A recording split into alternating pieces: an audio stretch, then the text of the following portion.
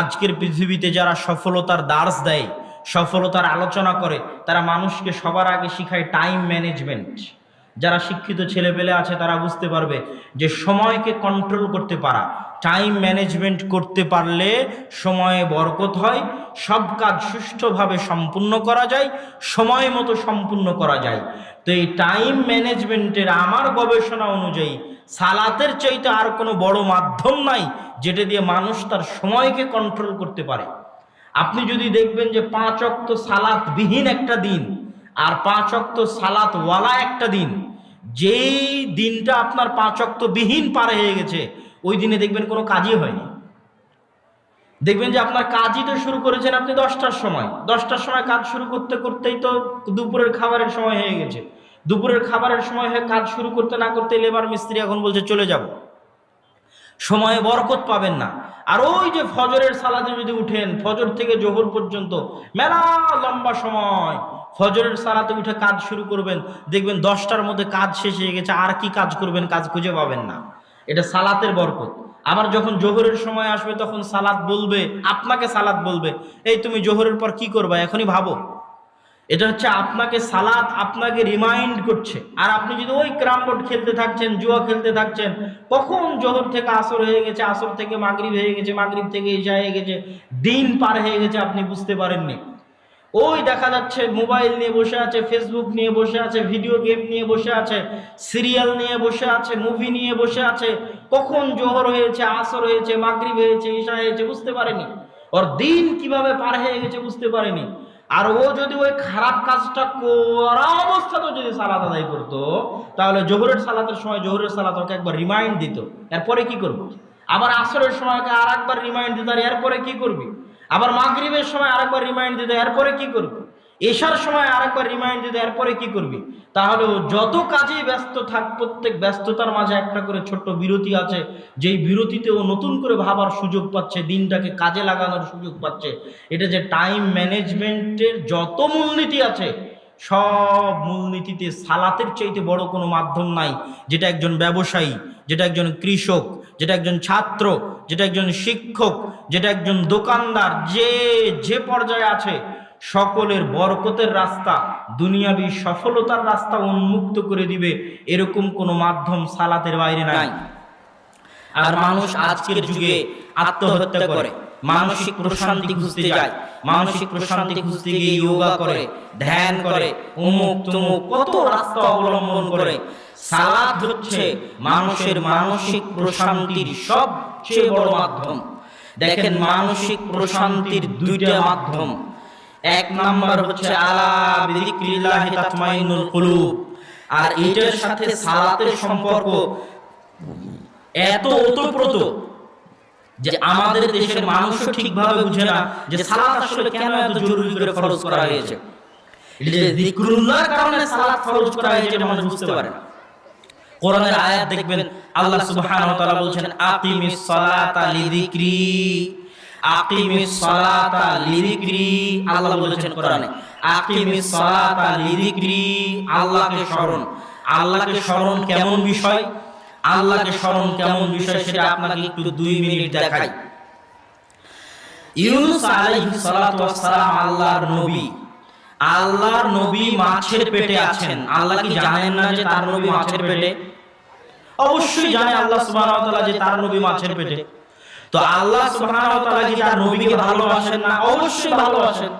আল্লাহ সুবহানাহু ওয়া তাআলা কি তার নবীর সাথে কথা হয় না, যোগাযোগ হয় না? অবশ্যই তার সাথে কথা হয়, যোগাযোগ হয়। আল্লাহ জানেন তার নবী মাছের পেটে, আল্লাহ তার নবীকে ভালোবাসেন, আল্লাহর সাথে তার নবীর যোগাযোগ হয়, কথা হয়। তারপরও আল্লাহ বলছেন যে ইউনূস যদি মাছের পেটে আমাকে না ডাকতো, আমাকে না স্মরণ করতো, তাহলে আমার নবী হওয়ার পরও, আমি এটা জানার পরও যে ইউনূস মাছের পেটে, কিয়ামত পর্যন্ত তাকে মাছের পেট থেকে বের করতাম না। আল্লাহু আকবার। তাহলে আল্লাহ তার নবীর কাছেও চান যে তার নবী তাকে বিপদে পড়ে ডাকুক।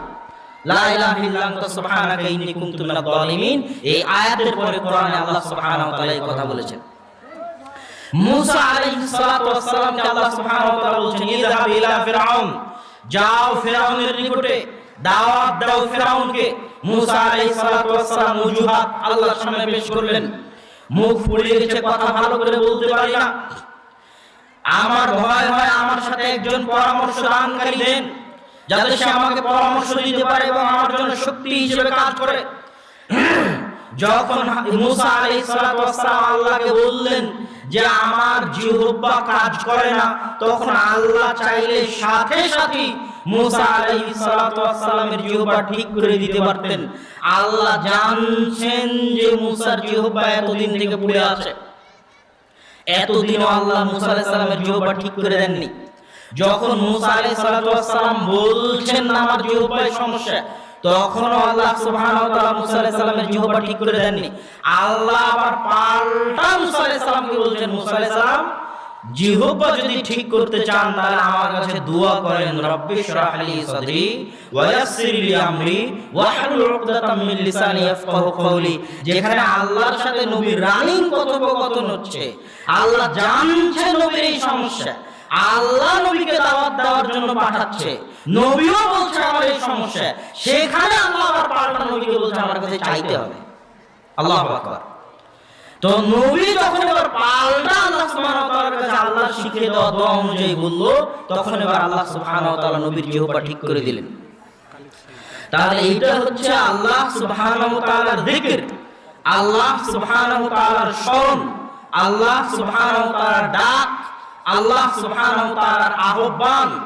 এটা কিভাবে মানুষের অন্তরের সাথে সম্পৃক্ত, কেন মানুষের আত্মিক প্রশান্তি আল্লাহর স্মরণে নিহিত আছে?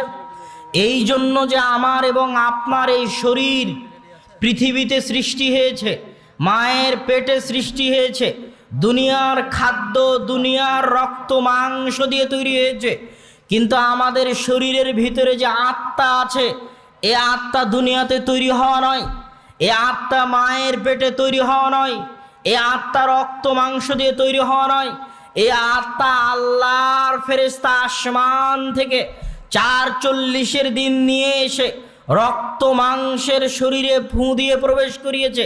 এটা সে আত্মা যে আত্মা আসমান থেকে এসেছে, দুনিয়াতে তৈরি হওয়া নয়।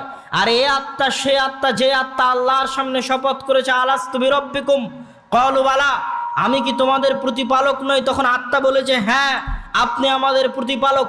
এই জন্য যত অন্যায়, যত অত্যাচার, যত গুনাহ, সব গুনাহকে আল্লাহ বলেছেন আত্মার উপর অত্যাচার, সব গুনাহকে।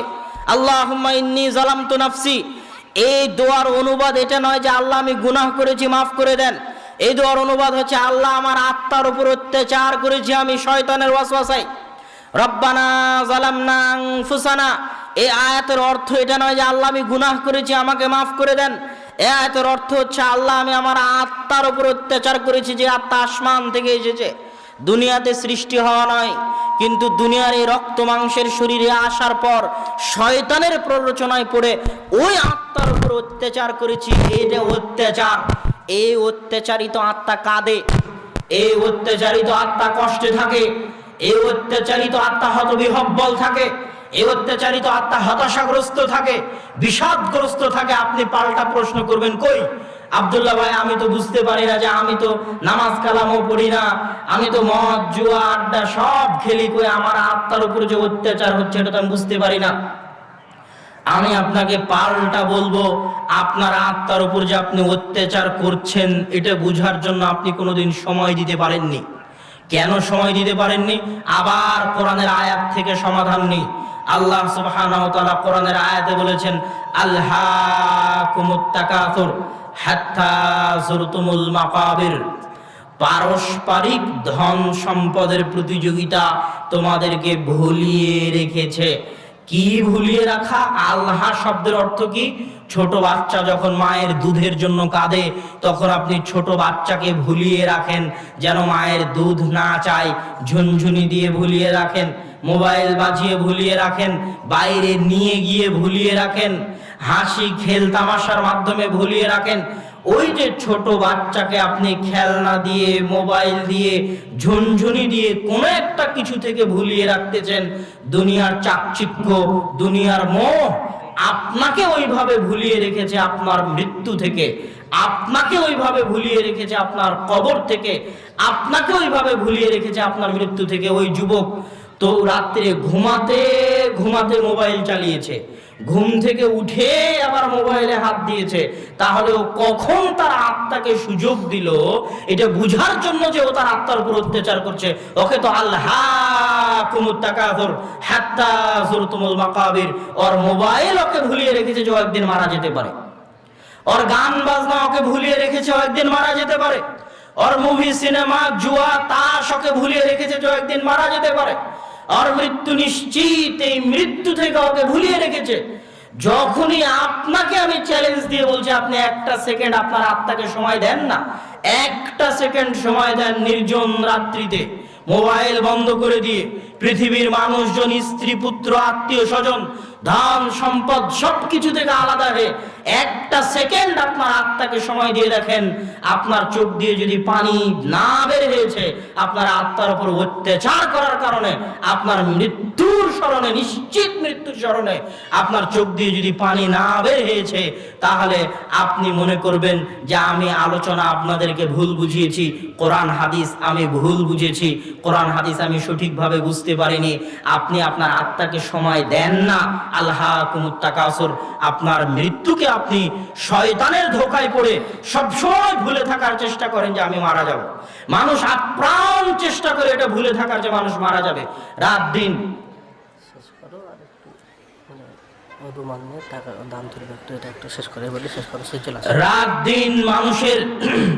রাত দিন মানুষের আমি আমার আলোচনার শেষের দিকে চলে এসেছি।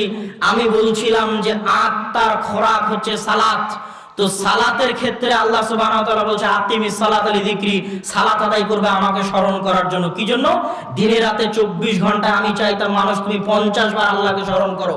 তো 50 বার যদি স্মরণ না করতে পারো, অন্তত পক্ষে 5 বার আল্লাহকে স্মরণ করতে হবে, অন্তত পক্ষে 5 বার আল্লাহ সুবহানাহু ওয়া তাআলাকে স্মরণ করতে হবে। এটা মানুষের উপর ফরজ, মানুষের উপর জরুরি, মানুষের উপর ওয়াজিব। সম্মানিত উপস্থিতি, সালাতের আলোচনার শেষের দিকে এসে বলবো সালাতের শেষ বৈশিষ্ট্য হচ্ছে আসমানের নিচে জমিনের উপরে আল্লাহর নিকটে দোয়া চাওয়ার, আল্লাহর নিকটে প্রার্থনা করার, আল্লাহর নিকটে সাহায্য চাওয়ার। সালাতের চাইতে বড় কোনো মাধ্যম নেই, সালাতের চাইতে উত্তম কোনো মাধ্যম নেই, সালাতের চাইতে শ্রেষ্ঠ কোনো মাধ্যম নেই। আল্লাহর নিকটে দোয়া চাওয়ার সবচেয়ে বড় মাধ্যম হচ্ছে সালাত। এই জন্য রাসূল সাল্লাল্লাহু আলাইহি ওয়াসাল্লাম বৃষ্টি চাওয়ার জন্য সালাতের ব্যবস্থা করলেন। এই জন্য রাসূল সাল্লাল্লাহু আলাইহি ওয়াসাল্লাম চন্দ্রগ্রহণের বিপদ থেকে বাঁচতে সালাতের ব্যবস্থা করলেন। এই জন্য রাসূল সাল্লাল্লাহু আলাইহি ওয়াসাল্লাম জানাজার ব্যক্তি, মৃত ব্যক্তির দোয়া করার জন্য সালাতের ব্যবস্থা করলেন। প্রত্যেকটা পর্বে দেখবেন সালাতের ব্যবস্থা। মারিয়াম আলাইহাস সালাতু ওয়াস সালামকে দেখে জাকারিয়ার সন্তানের ইচ্ছা হলো, সন্তানের জন্য দোয়া করবেন, সালাতে দাঁড়িয়ে গেলেন। সারা আলাইহাস সালাতু ওয়াস সালাম বিপদে পড়েছেন, পৃথিবীতে সাহায্য করার মতো কেউ তখন নাই যে সাহায্য করতে পারে, আল্লাহর সাহায্যের দরকার, সাহায্যের জন্য সালাতে দাঁড়িয়ে গেলেন। তো আল্লাহর সাহায্য পাওয়ার সবচেয়ে বড় মাধ্যম হচ্ছে সালাত।